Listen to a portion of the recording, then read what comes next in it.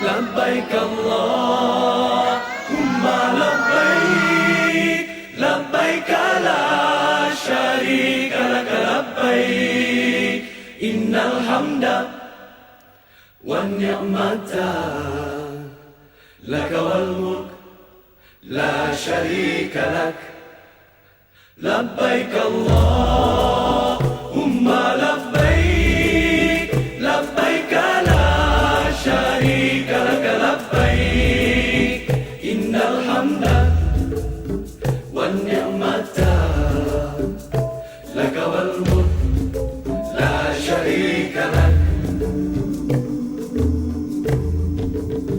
Pergi haji artinya menuju Allah yang esa, membawa hati dan diri yang hina, memberi hadiah kepada Allah. Berhati-hatilah menghadapnya. Setiap hamba pergi haji dengan segala yang baik, hati yang baik, akhlak yang baik, harta yang halal, hati yang bersih, niat yang suci, amal mulia.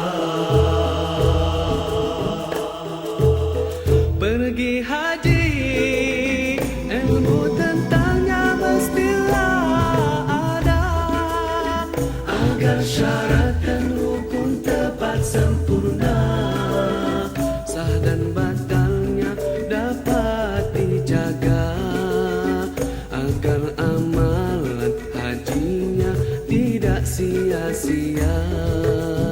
Tata tertib dan akhlak kenalah jaga, buatlah dengan tenang serta tawadu, sabar dan tolak ansur mestilah ada.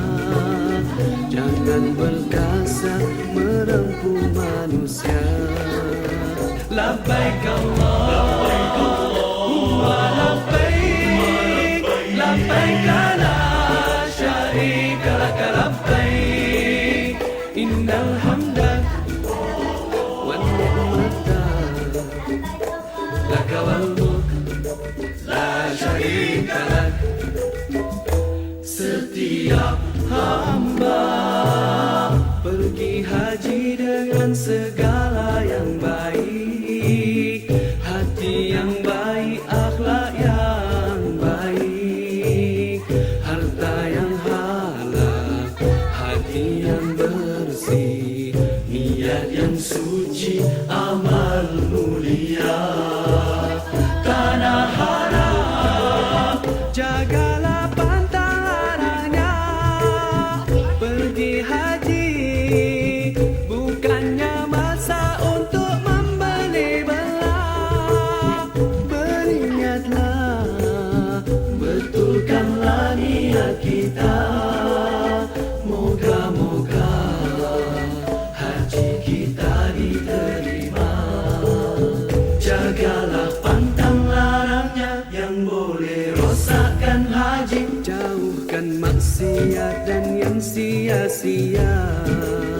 Takutkan Allah yang esa, ingat selalu padanya, agar kita sentiasa memiliki jiwa hamba.